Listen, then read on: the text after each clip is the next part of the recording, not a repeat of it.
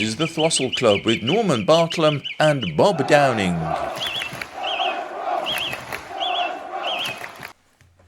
Well, hello and welcome to the latest edition of the Throstle Club. It's the programme which looks back on the long and illustrious history of West Bromwich Albion, and we speak to former players and supporters about their memories of our marvellous club, with a particular emphasis on this month in history. Now, sitting alongside me as usual is the man whose form rate is always excellent, the former Sports Argus man, Bob Downing. Hi, Bob. Hi, Norm. And opposite, as always, is Black Country Radio's Billy Spakeman, who as always chips in with his comments and twiddles his knobs to keep us on air. I've been doing that since you're last quite week. used to that now. I'm quite used to twiddling my knobs. It's quite a special programme today because Bob's right down at the opposite end because we're sandwiched. We've got a sandwich between us with the three blokes in who've got loads of memories about the Albion because this is a special programme. Normally we talk lots of different things about this particular month in history, but today we're going to talk about one specific thing, and that's the events of 70 years ago when West Bromwich Albion won the FA Cup. And our three special studio guests, two long-suffering fans who've been watching Albion for over 80 years apiece, which is amazing, which is Harry. Hi, Harry. Hello there, right. And Ken. Hello there. Yep. And our third guest in the middle is the man who has the honour, the distinguished honour no less, of being Albion's oldest living player. He's 89 come the end of the year, and that's Geoff Barnsley. Hi, Geoff. Hello. So, we've certainly got loads to talk about, and I reckon, Billy, we've got around 450 years worth of experience between everybody in here. Have you? Well, 400's mine. No, including myself as the youngster in this as well, of course, haven't you? I've just heard you've had a bus pass. So there we go then. Loads to talk about on this edition of the Throstle Club.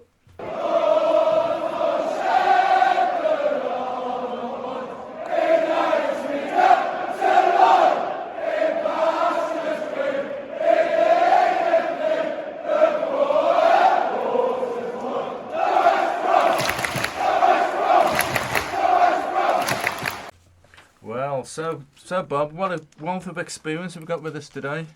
It's absolutely amazing, isn't it, Norm? You know, when you think what these fellas have seen and what they've done. I mean, it was interesting talking to Geoff on the way in. I mean, we're talking now about the 1954 Cup final, and he was at the Albion at the time. But I mean, he's also a league champion as well. Remember, yeah, when he was at Plymouth, when he got transferred to Plymouth. So, the amount of experience and wealth of knowledge that we've got today is absolutely brilliant. You couldn't pay. There wouldn't be enough money to pay for what these blokes can recall. Yeah, so fantastic. So we're going to listen to some of these memories then. Let's start with you then, Geoff. So you were on the Albion ground staff. Nowadays we call them apprentices, but there's no such thing as that in those days. So just tell us a little bit how you got involved with the Albion then. Well, as I say, I was playing for the school and they come and watch me and they invited me for a trial. I came here for the trial and we played on the ground right opposite the ground, on the park right opposite the ground. And they say I played the first half and they took me off at half time. And I thought, oh, that's it, no chance. Then after the game they asked me to sign. And that's how I actually signed for the Albion. So how old would you have been then? I was just 15. I was leaving school in December, Yeah. Yeah. So what was it like being at the Albion then at that time? It was very good. I was on the ground staff and the three of us went on the ground staff together. Myself, Donnell and Brian Whitehouse. We all went there at the same time. Our birthdays, Brian Whitehouse's was in the October, Don's was in November and mine was in December. So we all signed, and we all signed professionals, one after the other. Wow. But in them days, Donnell was a centre half, Brian Whitehouse was a right winger, and they finished up playing in different positions. So what did it actually mean by being on the ground staff? Well, what we did, we worked on the ground.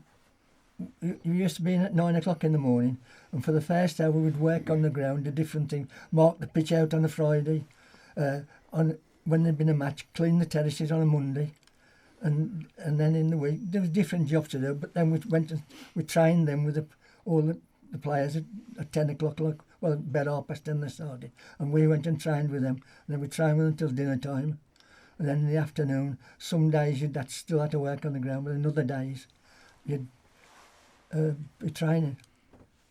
Yeah, so it really was, as I say, good training for Well, you. Good was it? grounding, wasn't Yeah. it? Yeah. But you got to think in them days, Albion had about 45 professional footballers. Wow. I mean, they had 11 teams. 11 teams. 11 teams. I remember in the first season I played in 9 of the 11 teams. Wow, that's some record, isn't it? Yeah. Now, so you mentioned Don Howersby and Brian Whitehouse. Yeah. So little did you realise, I suppose, just how good those two players, Was especially gonna- Don Howe, would become. Come well, I say he was a centre half, and he was a centre half right until a fella called Jesse Carver come to the Albion, a coach, right, and he changed everything there. All the training changed. He come from Italy, and he was absolutely brilliant. As I say, it used to be run a lap, walk a lap, run 2 laps, walk a lap, run 4 laps. That's how the training used to be. This bloke come and he took all the training was done with balls. They run around the track, but they've got balls at the feet, and the goalkeepers won't run around chucking the ball at one of them, handling the ball, and that was the difference. And they're saying he moved Donnell from centre half to right back, and he moved Brian Whitehouse from the right wing to centre forward. And I mean, some of his training methods was absolutely. In an afternoon, he'd have Ray Barlow and Ronnie Allen out, and me in goal. I'm only 15, you've got to remember. And he used to line the balls up on the halfway line, right across the halfway line, and Ray Barlow used to chip the ball to Ronnie Allen from the different positions, and Ronnie Allen used to volley him from the edge of the box, and I'd be in goal trying to stop him. But it's absolutely brilliant. And that was all the things he changed. All that he changed. Everything was done with a ball, and the thing was, Vic Buckingham got the praise for all this because they won the cup the next year. Jesse Carver left at the end of that season, and Vic Buckingham took over, and he got all the praise. But I mean, he moved. Ronnie Allen was a right winger, right? He moved him to centre forward. He moved Ray Barlow from inside forward to wing half, and that made all the difference to the team. Just them little things. So you progressed through the ranks as well. Of course, Graham Williams as well. Graham Williams coming about 54, I think. When did he be about 54? Yeah, something like that. 54, 55. Yeah. Yeah, and then, of course, He went... was a left winger in them days. Yeah. He come from Real. Real. Well, 2 of them come together. A lad called Barry Hughes, that's right, yes. They both come from Wales. Yeah, what can you remember about Graham then? Well, he was a strong running left winger, very, very, very stocky lad, very strong. But I say he played on the left wing all the while. I didn't play that many games with him, but I trained him because he was in the third team and I was in the reserves at the time, so I didn't play that many games with him. Only in the FA Youth Cup. He was in the FA Youth Cup side and we got to the semi-final. And we lost to Manchester United. Oh, you were both in that same team for that? Yeah. Yeah, you've spoken to me about that before. Yeah. That would have been a fantastic experience to get to that. Duncan Edwards, all the ones that killed in the Munich disaster was all in that team. Yeah. Geoff, when you were saying you were playing a lot in the Central League, what sort of gates were you getting when you were playing in the Central League? Well, that was quite good gates, But the best gates we used to play in the middle and midweek league. Do you remember that? Yeah. Well, we used to play in that on a Tuesday or a Wednesday, and that we used to have 5,000 or 6,000 watching that on a Wednesday. And what the clubs used to use it for is that you got any injured players, they used to use this middle and midweek league for them to have a match to try and and you played against a lot of first team players. Although we was only 16 and 15, you was playing against senior pros because the clubs used to use them to get the players fit. Yeah. It was a brilliant league, that midweek league was. And when you say 11, I mean, what would be the lowest of the low, if you like? The Birmingham Youth Committee. And when did they play them games? We played at Erdington, Jeffrey Road, Erdington. That was played on a Saturday. That was proper leagues.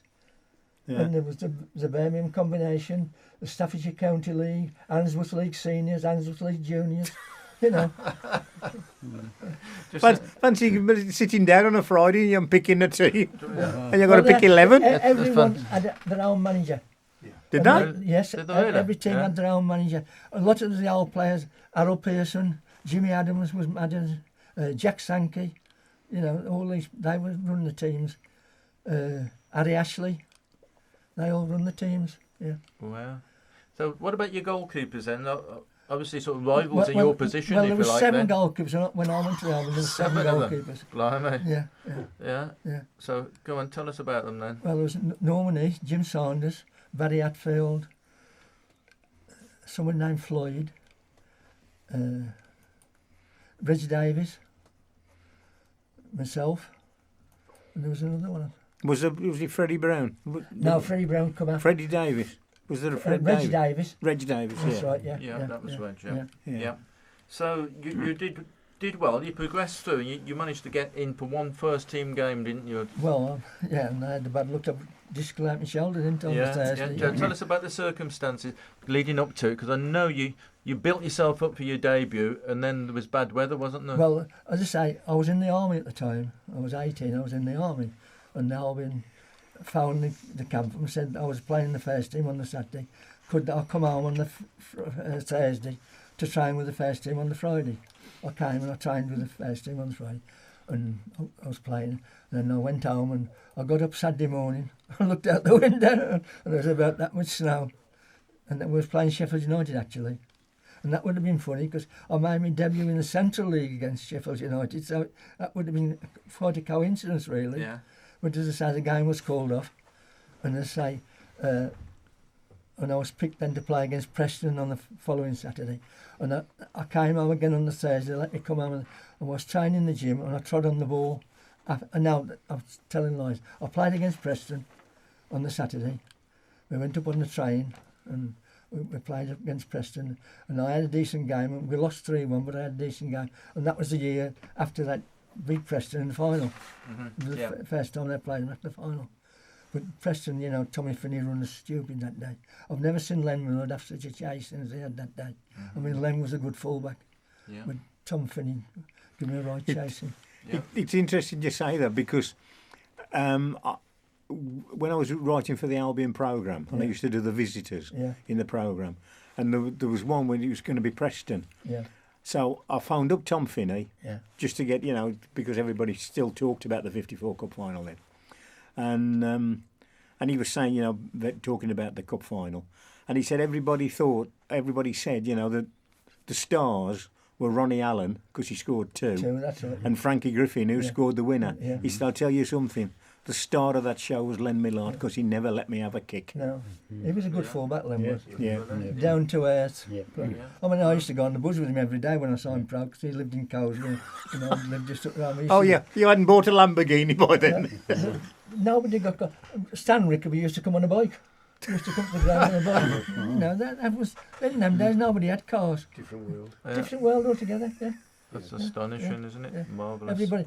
I mean, I used to get on the bus in Bilston myself. Donnell, Jackie Nichols would already be on the bus because he'd come from Wolverhampton. A lad called Harry Guy used to be on the bus. And then we'd get up to Hilltop and we'd pick up Jimmy Dugdale, someone named Mountford, and then we'd go into West Bromwich and pick Jimmy Dudley up.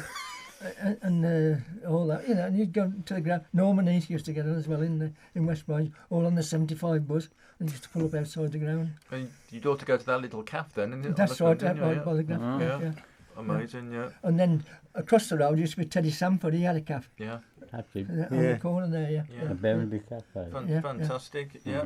So great memories already. That's back. Blimey, What do you reckon, Ken? What about your memories? So your first game was 80 years ago, wasn't it? 1944. That was a cup final as well, wasn't it? I didn't know it was a cup final till you told me. Yeah. So It was against Nottingham Forest. April 1944. 44. It was a cup final. We played Nottingham Forest at the Albion ground. We It'd drawed. been the League Cup final, wasn't it? It was a wartime cup. Yeah. Wartime. They called the League Cup. It was only Yeah. a small thing. you know. Yeah. And we drawed one each. So we had to go to Nottingham for the league night. We drawed one each again. We played 90 minutes, 30 minutes, and still 1-1. So them days, they said, keep playing the game until one scores a goal. And look, we got the goal, so we won the cup. Now, I think today, why can't they do this? We get this stupid, 90 minutes played, then we get it off her. Yeah.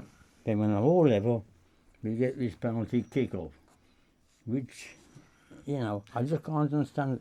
Just, why can't they pick the way we did, play on to one team score? Because they'll be there for about 3 Could be years. there. Fair enough, Harry, you know. But this penalty kick-off, it's no good for anybody. The players, the supporters. I mean, the one chap who scores, takes his kick and scores the goal, he's a hero or the, you know. Yeah. How about the other players doing the kick-off who scored their goals? They're mostly ignored. It's interesting hearing Kenneth talk about that cup final, because I can remember a conversation I had with Cliff Edwards, who was an Albion director at the time. Well, he played for him, I've seen Cliff Edwards play. And he was telling me about that cup final. He said he was down to play, but he couldn't get there in time because he was on RAF. He was in the RAF and he was in Bomber Command, and he couldn't get back. But he got there sort of about half time, and he could see that the Albion players were absolutely on the feet, you know, because you know the way everything was going. Yeah. And he'd brought with him what they called wakey pills, and it was the pills they gave to the bomber crews who were doing night raids, so they didn't fall asleep. And he gave some of these tablets to some of the players. So it was the first time that drugs had been used, basically. They need them now. And they took these. Some of them took these wakey pills. He said, and within 10 minutes, he said they were running around like 2-year-olds. But he said that's what it was. I mean, because he was in Bomber Command, he'd brought them with him. Would that have been illegal when they? Would that have been what? Illegal. Oh, what? Yeah. Hey, he wasn't illegal for the bomber crews. No, I mean for the footballers. Well, I mean, I don't think anybody knew about wakey pills. It was just basically it was given to the forces who were going out, you know, sort of on night patrols and for doing bombing raids, so they don't fall asleep at the controls. Well, there's a story and a half. How about that one then? In them days at half time, it was a drink of whiskey and a fag. That's what the flag is.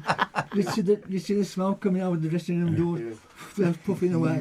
And didn't the Albion players at the cup final take oxygen? Yes. That was oxygen. And 6 of them took oxygen. Yeah. I don't know why Saunders took oxygen, because he didn't move, did he? He didn't move. So Vic Buckingham was the man in charge by that time then. You fond memories of him, Harry? Yes. Like Geoff said, great times to be a baggy in the 50s, especially, you know, round about the cup final time, with the rivalry between Albion and the Wolves. It was absolutely fantastic. I was 13-year-old at school playing football all the while with half the friends Wolves, half the friends Albion, and it was a race, you know, who was going to win the title, which unfortunately the Wolves pipped us, but we won the cup, which was absolutely fantastic. You can tell a bit of story about that. They was playing the Wolves right at the end of the season, weren't they? Yes. In April, and I was down to be playing. Jim Saunders couldn't walk all the week. Limping about. Saturday morning, he was running around like a 2-year-old. So I didn't actually play, but I was actually down to play in that game against the Wolves. Are you suggesting that Jim Saunders might not have liked training? I can tell you. We used to get out and train in the gym, the goalkeepers, right? We used to throw the ball up the wall and catch it. Jim Saunders used to sit up the corner smoking, and we was having to throw the ball, make a noise, and we was all training. They lost. Didn't they lose both games to the Wolves, one each? Yeah. 1-0. Yeah. Both of them. Home and away. Was that the one time when everybody reckons that the FA helped Wolves win the cup? By picking the international. Scotland won it. Ronnie Allen and Ray Barlow and... No, it was Ronnie Allen and Johnny Nichols. Johnny Nichols, but I think Ray Barlow was reserved for him. Yeah. But he played centre forward that day. Ray And they Barlow cropped him. But the Wolves also, I think they picked Mullin and Billy Wright. I think the same match. Well, it'd be Billy Wright to be picked, wouldn't it? Yeah. What about you, Ken? Any memories of Vic Buckingham? Yes, I think, first of all, what Geoff mentioned, Jesse Carver. Yes, it got. It was absolutely yeah. magnificent. He coach. came from Italy, didn't he? Yeah. Yeah. But his He- wife couldn't settle in this country, That's it. so after 12 months he went back. That's it. Yeah. That's because Harry was shouting abuse at them from the Well, terraces. Then Buckingham came in early February, and he carried on with just Well, I say he got the Yeah, team. The yeah. team was there. Then Yeah. Jesse And he Carver started moved the doing players that, about. The and foundation, that's yeah. in the And he foundation was carried there. on. Yeah. Yeah. That happens a lot in Yeah. football, doesn't it? The only difference was, as I say, Jimmy Dugdale came in because Stan Rickaby got injured, Yes, That's right. it. right, and Never Joe Kennedy dropped in at fullback, Yeah. and Jimmy Dugdale come in as centre half. I was talking to Bob on the way up about this. I mean, after Rickaby got hurt in the semi-final against Port Vale, Stuart Williams played in every Big game, game, that's and right, yet yeah. he's actually in the Yeah. programme Yeah. to play. Yeah. And yet Yep, he yep. picked We'll talk about the yeah. we'll talk about the final in a bit, but Right. here's a little bit of a clip from another veteran supporter, if you like, called Vaughan Williams, and he's got some good fond memories of Vic Buckingham. The Albion manager at the time was Vic Buckingham, who was getting himself quite well known at the time. But in those days, I think you were telling me earlier, managers were a lot more low profile, weren't they? Absolutely, far more low profile. Not to mention the fact that they stayed at the clubs far longer than they seem to these days. You know, you find a club like Chelsea had 3 managers last year, I think, in one season, whereas in those days the managers seemed to stay at the clubs. Well, they definitely stayed at clubs far longer, and they hadn't got the popular profile that they have these days. You didn't see them stalking up and down the touchline. You didn't see them bawling and shouting at players and all the rest of it. In fact, my recollection of Vic Buckingham is of sort of a middle-aged bloke in a double-breasted suit who looked like a bank manager, you know, rather than a football manager. Yeah. But he certainly did the trick at the Albion. I mean, I think he was there for about 6 seasons. I think he left in 59, something like that, when Gordon Clark took over. But his legacy was one that he left behind a very, very fine footballing team with considerable achievement for the supporters to enjoy. So there's some good fond memories there from Vaughan Williams, who was talking about Vic Buckingham. You've got some more memories of him, haven't you, Ken? Well, he came out this tunnel with a ball, and he put the ball on the ground, and the players was all around him, and he just kicked the ball to one of the players along the ground. The player kicked it back at him, and that's it. And he said, that's the way I want the game to play. I don't want my team running around the pitch like chickens with their head chopped off. You must let the ball do the work. And that's how we get the game of the Albion that year started. They let the ball do the work. And he said, when you get the ball, look up and see where his player is wearing blue and white stripes. A short ball to him. When he gets the ball, he looks for another Albion player. And that's how the game the Albion played. You know, ball on the ground and let the ball do the work. That was how he started. What was his team talk like, Geoff? As I say, his famous words was always "dida dida bonk." Play it that way. Yeah. You know, and that's all he ever said.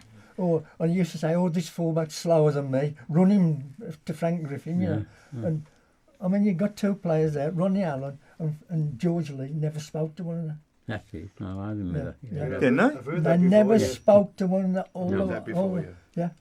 But I when mean, they they got played together Exactly. about 6 or 7 seasons. It That's must it. have been, and they never spoke a word to one another. They hated the sight of one another. Yeah. I've heard that before, yeah. Revelations, yeah. There you go. But Fantastic. when they got on the pitch as a team, they let their differences go away and they played together as a team. Yeah. Yeah. I mean, Yeah, you tell us about in the cup run yeah. on the way up to it. The game that you remember most, I think, was and you as well, Harry. I think, isn't it? Yes, Was yeah. the 5th round game against Newcastle, Oh, which you both said it's Ronnie Allen scored a hat trick. Oh, that's, And that's, what do you reckon? What do you remember that then, Ken? you remember that final goal, Harry? Sorry. The final goal when Oh yeah, the Yeah. final goal. It was a corner from that's George George Lee. Lee, and Oh. it came over waist high, Yeah, cool. and I don't know how Ronnie Allen got to it, but he volleyed it waist high. It just absolutely went in like a Yeah. rocket. The Newcastle goalkeeper said, "Ain't got a dog's chance of catching it." It was amazing. No goal. way.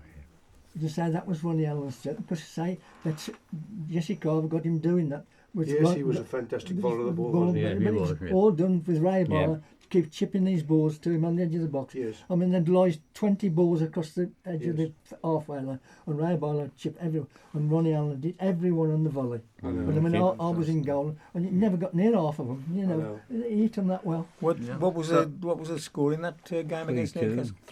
3-2. 3-2. Yeah, that we they scored. We scored. We scored two, first. and then they Johnny- scored two, Johnny- and then we had the winning goal in the end. That's it. Jackie Milburn scored their second goal. The amazing thing about that match, there was over 60,000. Yeah, yeah. What was it like being in the crowd, Ken? Oh, well, But that was probably the biggest Yeah, crowd you'd ever actually- been in, wasn't it? actually, I was in the army at the time. And luckily, I got to pass for the weekend. So I went to the game. Now that was the finest game of football I've ever seen. It was a game which had everything. Capacity crowd, both teams want to play football, attacking. And it went from there, and the game swayed backward and forward. It was everything right what a football match should be. Yeah. Capacity crowd, There was both teams thousands playing locked out football. as Yeah, well. yeah. Beautiful 5 goals, Yeah. each one a peach. And as Ali said, that final goal of Ronnie Allen's, Yeah. you'll never see a better goal than that.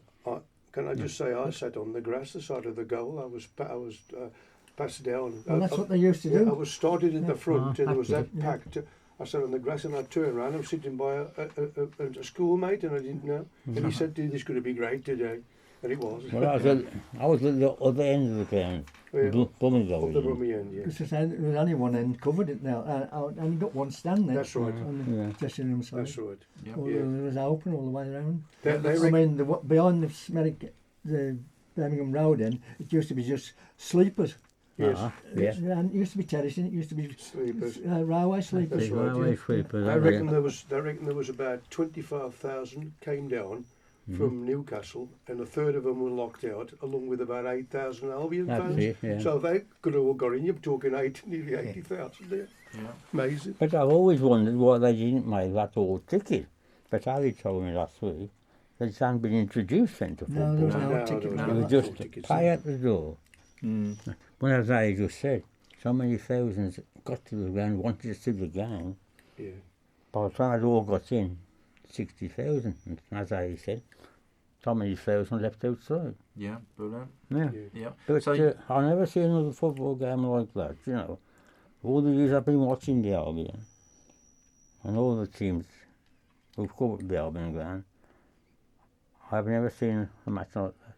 And I've always said the Albion team of that year was the best team I've ever seen. Yes. And when you mention it to the people of my age, and they all utterly agree. Now, as the years go by, you say that was the best Albion team I've ever seen. Now, the youngsters today, they can only remember so far Well, they back. can't compare it, can they? Your Tony Browns and Yes, yes. there was a Yeah. Astle. Yeah.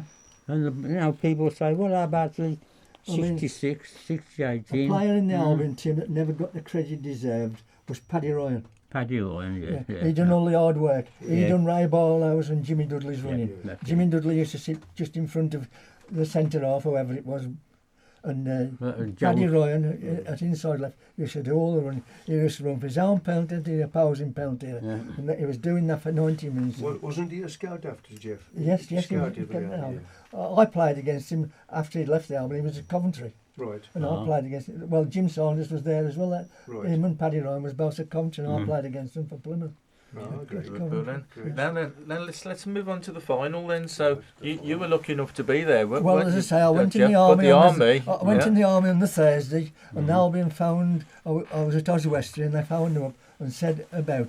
I was going to be the reserve goalkeeper because, as I say, Norman Heath was injured, and so the army let me come home on the Friday, and I went up to the final like on the Saturday. Yeah. So you were lucky enough to be there, and may, with a bit of luck, even have ended up playing possibly. Well, as I say, yeah. Yeah. So I was reserve goalkeeper. Yeah. So did you go travel down with the players and the likes then for that? No, because I didn't. They went down on the Friday, And and you I just hadn't came got from my. the army, yeah. I went down Yeah. with all the reserve players, and that because they all went down on the Saturday, and then I had to go in the dressing room to be able to, like a sub. That must have been a fantastic Yeah, experience. There weren't subs then days. You was just a No, reserve. yeah. There was no subs in them days. Yeah. No, not Yeah. good. Yeah. Now, Ken, you couldn't see the final, could you? Because you were in the I was army. in the You army, couldn't get that's out, right. could you? They wouldn't let you out, would they? I was in a camp down Hampshire, something up in the wild. So the day came, and we had a big inspection. Yeah. The local, the big knob came. He had to inspect the camp, and yes, our commander of the camp said, if he leaves early, and you might bring it to the afternoon, you might just get to the. But luckily, he was the one who came back to inspect the camp. He was just eager to get off to play golf or something. So I was only messing about, looking around, make a few comments about him. And he was off by 1 o'clock. So you were able to sort of So- try and find a tally? That's it. So the camp commander said, 4 o'clock is, who wants to go can go. We'll be back by, 6 o'clock and all. So I went to the local town, only a bus ride away. I didn't know nothing what went on. Transistors and all this phone business were not about then.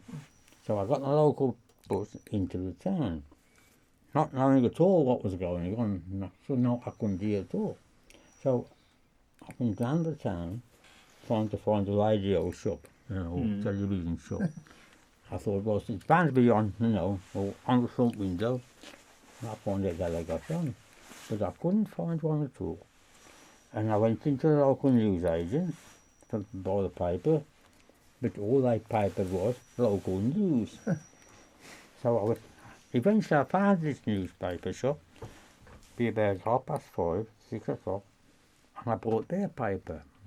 And I looked all through it, not a thing about the mat, not a thing. Until I came to the back page, the stop press, or the top, what were they top, Yeah.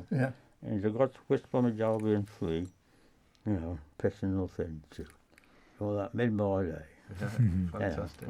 Yeah. And I got back to the camp, and there was a wolf support in our barracks. Aha. We've had a few discussions, but I told him the Albion had won 3-2. My sport his day, but, Yeah. and Brilliant. so I knew the Albion had won 3-2, 6 o'clock on the Saturday. Brilliant. Yeah. I've been a state and nervous anxiety till then, obviously. I couldn't find out at all. I didn't even know. One of the most famous pictures of all Yeah. of that cup final was obviously Jimmy Sanders, wasn't it? Turning his back. When you saw that, I mean, you were obviously at the ground, Jeff, and Harry was as well. What did you think at the time? Is it something he would have done, or was it something he just did out of it? He must have done just out of his, on the actual time, but it wasn't anything that was planned or anything. So like, he must have just done it of his own accord, hadn't he? Perhaps you should just explain to sort of younger viewers and Yeah. lots younger viewers. It was a famous picture taken behind one of the goals That's right. when Ronnie Allen was taking his penalty at the Yeah, far end. That's He right. said- And Sanders was at the Looking near into the end, crowd. looking He into the couldn't crowd. with his Face it, back could he? turned to the crowd, and he'd got his face That's looking it. round the post in the That's opposite it. direction. He just couldn't face And it. he- It became he a really jumped- famous he- picture. He didn't it? jumped up when he heard all the crowd scream like that. He couldn't Yeah. face this. He couldn't face Ronnie Allen taking Can I that. tell a little bit of a story about that penalty? Their second goal that Preston scored was blatantly offside. Well, it looked. No. Yeah, it was He way was, yeah. offside. So when Tommy Docherty fouled Ray Barlow, they all said it was a bit of a soft penalty. Well, I heard or read that Tommy Docherty got up and said to the referee, Mr. Luty on it, he said, that was never a penalty, ref. And the ref said, look in the paper tomorrow, you'll soon see whether there was a penalty or not. I think it's interesting what Harry's saying there about Tommy Docherty, because I've managed to get a book that the Lancashire Evening Post bought out, and it's all dedicated to the 54 Cup final. Yeah. And one of the quotes they've put in there is from Tommy Docherty, and he says, we went 2-1 up through a goal from Charlie Wayman. And it was about 55 yards offside. But of course we took it. When the referee gave that goal, the West Brom players knew it was yards offside, and it was gutting for them. Yes. I'll to add to that, in the 90s, my son was invited up, and his business partner, to up into Manchester, to the Palace Hotel. It was celebrating St George's Day, and Tommy Docherty was there. And my son went over to him and said, Mr. Docherty, I'm an Albion supporter. Is it right what my dad said? And he regaled that story about him saying about their penalty. And he didn't even look up from the table. And my son was a bit embarrassed and thought, I wish I'd have said anything now. And all of a sudden he reached over for the programme of the day and he wrote on, that was never a penalty in 1954, and he sounded Tommy Docherty. He gave it to him, and he went, "You cheeky so." So my son had got a games room at the time with a big frame on of the 54 Cup final, the Sports Argus, the programme, the ticket. Well, it's the Sports Argus and the Birmingham Mail. And a picture of some picture of Ronnie Allen taking the penalty. So we put that next to it, Tommy Docherty. Yeah. Right, now let's.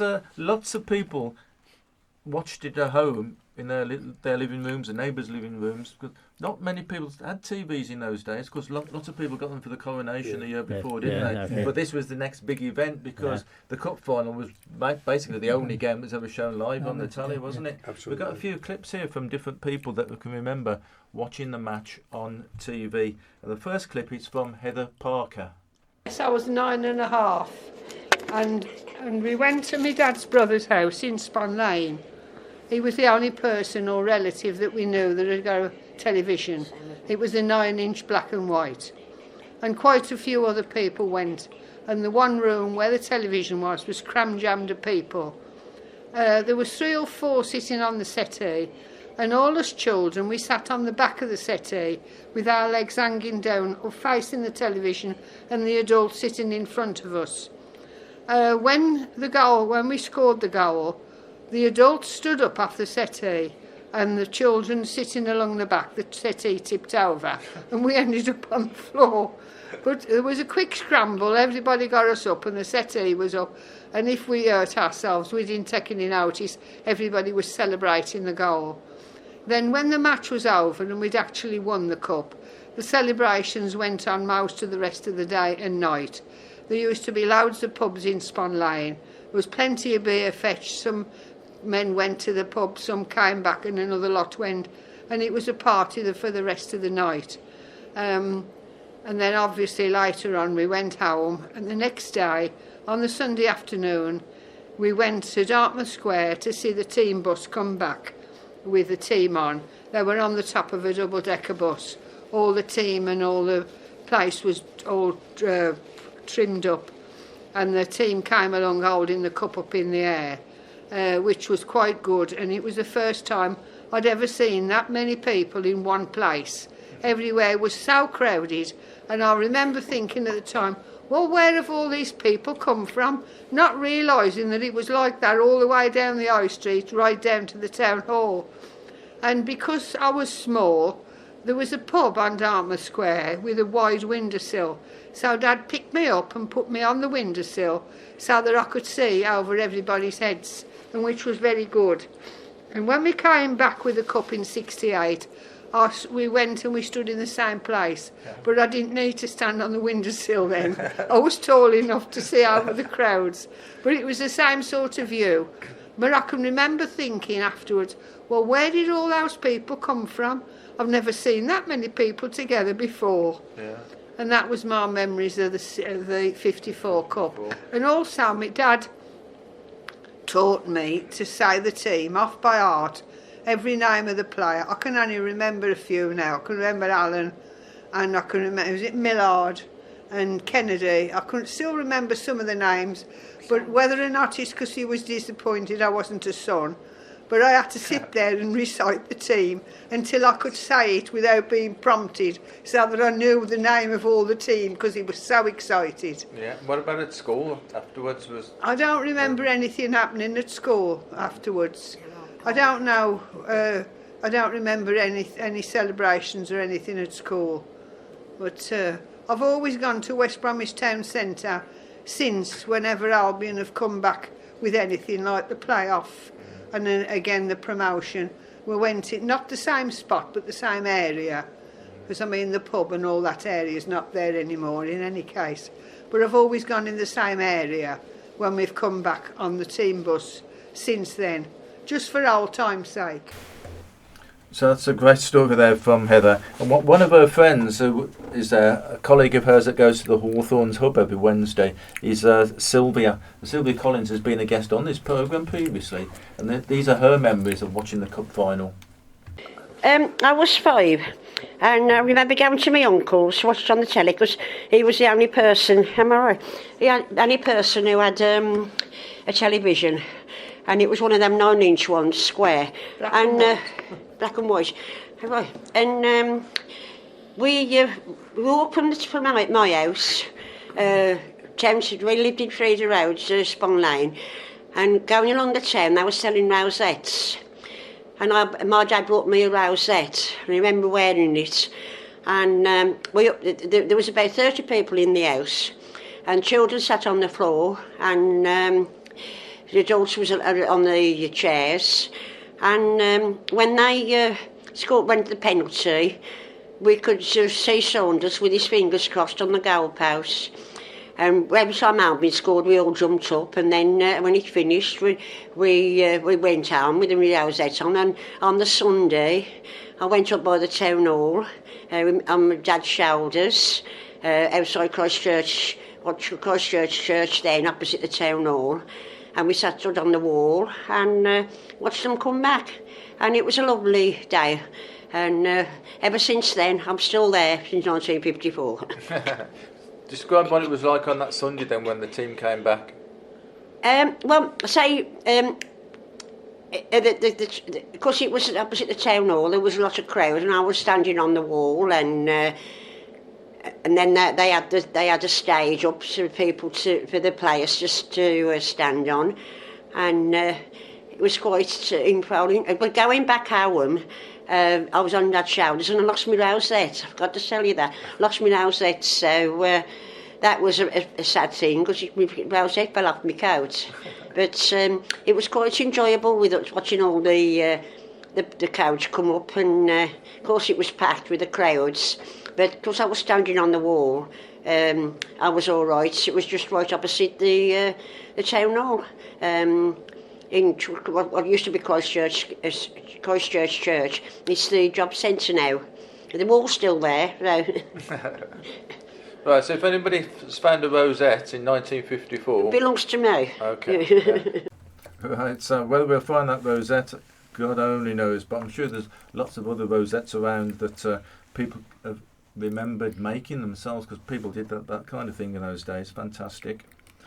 Now, let's talk about some of the post-game celebrations and things as well now. So, can you remember much about what happened after the game, Geoff? Well, I had to come back because I had to go back to the army, didn't I? Mm-hmm. So I came back with all the reserve players who came back on the Saturday night. But the actual team, they stopped up there and they come back Sunday and they drove around West Bromwich on the open bus, didn't they? Mm-hmm. I say, but I had to go back to Oswestry on the Sunday. Yeah, can you remember anything of the celebrations after the game, Howie? Well, obviously it was fantastic in Great Leith where I lived. Mm-hmm. You know, everybody was cock a hoop about it. You know, we'd won the cup and we'd come second in the league, narrowly beaten by the Wolves. So everybody was celebrated. Stan Rickaby actually brought the cup down to the local pub at Lollybush. I think the following Tuesday or the Tuesday after. My dad didn't let me go because I couldn't go in the pub anyway. But he brought it down, and I do know that that they struck a cup medal for Rickaby and for for Jim Saunders. Yeah. Nominate. No, Sorry, Norman for Norman Norman. East. I was Norman, going to say because Saunders took his place. Yeah. Yeah, but that was because two players were injured, weren't they, Yeah. in the Yes. build-up to, but they'd played in all the previous rounds. Yes. So the Yes. FA kindly got Yeah. a medal for them, yeah. Yes. Can you remember much of the celebrations after? 'Cause I Well, I suppose was you in- would, really, would you? Because you had to go back into the army, After I was didn't in you? the army now. Yeah. My dad, I know your dad saved me. you the Argus for you, didn't he? Ah, So that's one of his treasured possessions, isn't it? yeah, on that day, told my dad and mum told me, as you said earlier, television was in its infancy, but we happened to have one, and all the street packed into it. The front room was absolutely packed. And when Griffin, 3 minutes from the end, put that goal in to win the cup, everybody went mad, obviously.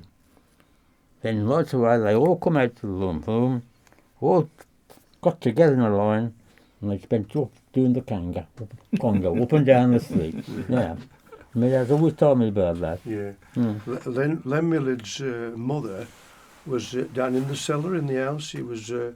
She didn't want to listen to it or watch it on the television. It was still a little terraced house Yeah. in Cosley. Yeah. Yeah. So Len Millard, of course, was the captain. You Yeah. admired Len, didn't you, Ken? What was that? You like Ken? You liked Len, didn't you, Ken? Actually, Len lived at Cosley, and in later life, we went to Cosley. We lived in Cosley. I think he was just round the corner. Mm-hmm. I never actually met him, apart from seeing him play football. Yeah. Yeah. Yeah. He But he's actually, not- had, he actually had his leg off. Did he He have that? had his leg Yes, he did, amputated yes. after he finished playing. Oh, I yeah. didn't know that. Yes, yes. Hmm. Yeah. No. Fortunate, yeah. Yeah. Right, a few more memories here. This is Vaughan Williams, then, who we mentioned earlier. So you were too young, really, to go to the final, but you watched it on the telly, didn't you? I certainly did. So was that when you were at your house? Were you posh enough to have a TV then? We were posh enough to have a TV. Wow, We'd had one the year before for the coronation, and of course in '53 that was then followed by the famous Stanley Matthews Cup final in 1953, and the even more famous West Bromwich Albion Cup final in 1954 when we played Preston. So what was it like then? Do you have loads of people and loads of neighbours come round to watch it then? No. There was just me and my brother, and my dad. I do remember for some reason having a bet with a mate at school, a shilling, that the Preston would win. And Oh, really? yeah, at 5 o'clock, this mate was round our house knocking on my door. Let's have you, Bob. Brilliant, yeah. So it was very rare to have a game on TV, wasn't it? So it's obviously a big special occasion. Yeah, well, I mean, I think the cup final and I think the England-Scotland match were the only two matches that were ever televised live in those days. And of course, now you can watch live television every night of the week, can't you? Yeah. But looking forward to the cup final, especially a Baggies Cup final, was a huge and exciting event for a lad from Gornal, yeah. Yeah, so what about in the school playground, in the build-up to it? Everybody must have been talking about it. Well, yeah, because I went to school in Stourbridge Grammar, and although Gornal was a Wolves... was Wolves territory. There were a lot of Albion supporters at Stourbridge, so that was much better. You know, everybody wanted to be Ronnie Allen, the great Ronnie Allen, the much underrated Ronnie Allen. So everybody was looking forward to it. Yeah, it was a big day. Yeah. So tell us about the match yourself. What can you remember about the match? Yeah, I remember watching it. Preston scored first, and then we had a penalty. Ronnie Allen stuck it in, and there's the very famous photograph of Jim Sanders taken from behind the goal. Jim Sanders, the Baggies goalkeeper, hugging the goalpost and looking the other way. He couldn't bear to look. And then, of course, it went to that gripping finish with Frank Griffin scoring about 5 minutes from time. I think it was 7 minutes from time. I can't be certain. But, there was blue and white. There was a bloke in Gornal whose name was Jackery. He was one of the local characters. And the next day, in the middle of Gornal, he got a big bass drum and he got blue and white colours on one side and black and gold colours on the other side, because the Wolves had won the league, just pipping the Albion. And he was there in the middle of Gornal beating his big drum, you know. The Wolves and the Albion, best two teams in the country. Best two teams in the country, he was shouting. Well, he was right there, but you wouldn't get that today, would you? The same supporter. Well, no, doing that. no. They were simple days. You know, that was as far as any organised support would be concerned, I suppose. But simple days. But there was celebration in a village like Gornal. Celebration that the Albion had won the cup, and people got together to do that in a communal spirit of congratulation, I suppose. It was great, yeah. Yes. What kind of things did people do for celebrations? Well, I suppose most of them walked into the White Chimneys pub, which was right behind where Jackery was playing his drums. Yeah. So great memories for you to look back on. Unbelievable. It's 70 years. 70 years, yeah. Can't believe it. I mean, I was 11 at the time. You don't have to be too clever to work out. It makes me 81 now, and those 81 years are full of loads and loads of memories of the Baggies. And at that time, of course, Albion runners-up in the league, won the FA Cup, so no doubt you thought, well, this is just the start of the good times. But it didn't quite work out like that, did it? It didn't quite work out like that because I hate to say this, but the other big Midlands team, WOLVES, were just in their prime then. You know, they won the league in 54, same year the Albion won the cup, and then the Wolves went on and won the league again in 58 and in 59 and the cup in 1960.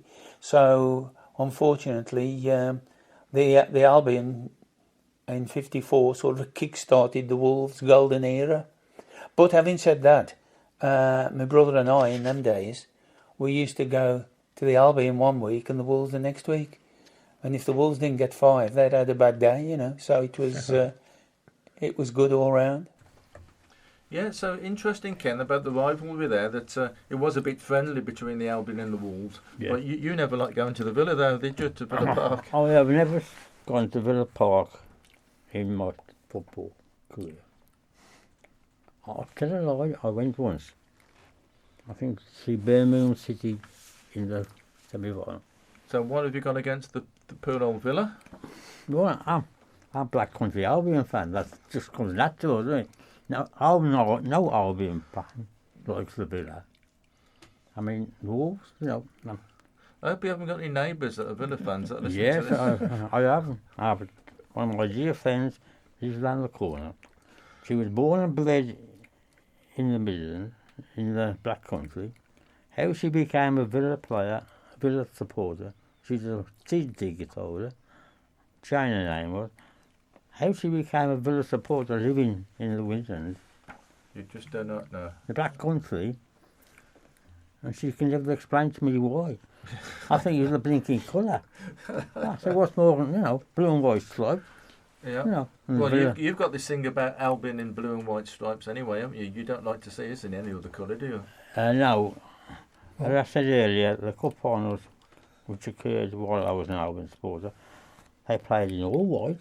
When I first went to see the Albion, which would be about 46, they played in dark blue, That's the it. navy blue shirts, all navy blue Well, shirts. that's what they did in that 'Cause- 44 game, wasn't it? 44, They, hadn't, yeah, they yeah. wasn't Yeah. allowed to have stripes because it took too much to print them because of the war was on. That's it. Yeah. And, Yeah. and they had to play all navy blue. Yeah, the That's shortage the of first match I materials. saw. Oh, that was, also, I started going there in 1946. And Yeah. Billy Elliot was on the wing. Billy Elliot. Billy Elliot. Yeah. Anyway, Thank so God you- 54 then. Obviously, you probably thought at the time, oh, we're going to have another cup run soon. We're going to win the cup again. But it took us till 1968, didn't it? So, 68, how do you reckon, Harry, as well? 68 compared to 54? What would you say, Harry? Well, I don't know really what to say about it. There was obviously more people that got the TV, and I suppose more. So a bit a wider audience. You know, there was that about it. It was the first coloured final ever, you know, on the television. So yeah. Yeah. I don't know what to say about that really. So what about the standard of play and how football's changed between 54 and 68? What would you say, Ken? Well, 68 was a good, hard-working team, but 54 was a brilliant team. Comparing the two, I would say it's like a rapier against a battle axe. Ooh, look at that. Look at him. No, that's the, you know, how do you compare them though? I think That'll be the other thing is, don't forget, in '66 we'd won the World Cup without wingers. That's right.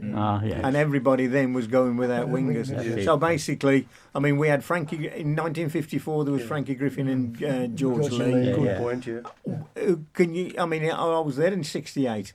We hadn't got wingers. No. It was. I mean, in a way, I suppose it was overlapping fullbacks like Graham and Dougie Fraser. Yeah. You know, and the midfield coming into it. But in '54, it was a goalkeeper, 2 fullbacks, 3 halfbacks, 5 forwards. Yes. That's right. Philosophy of football had changed completely. That's all it is.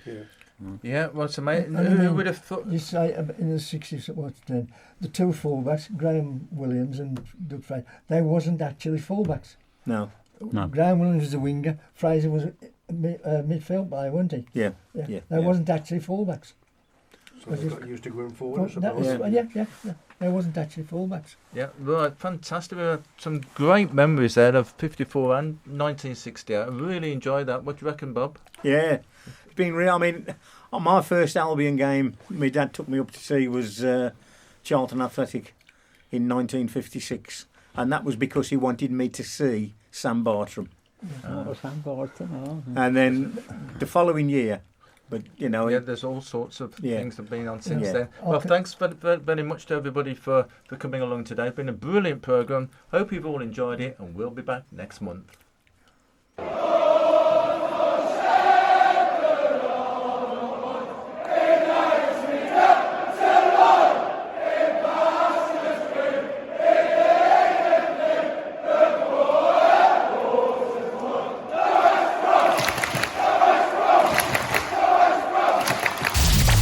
Live from the Black Country, online, on your mobile,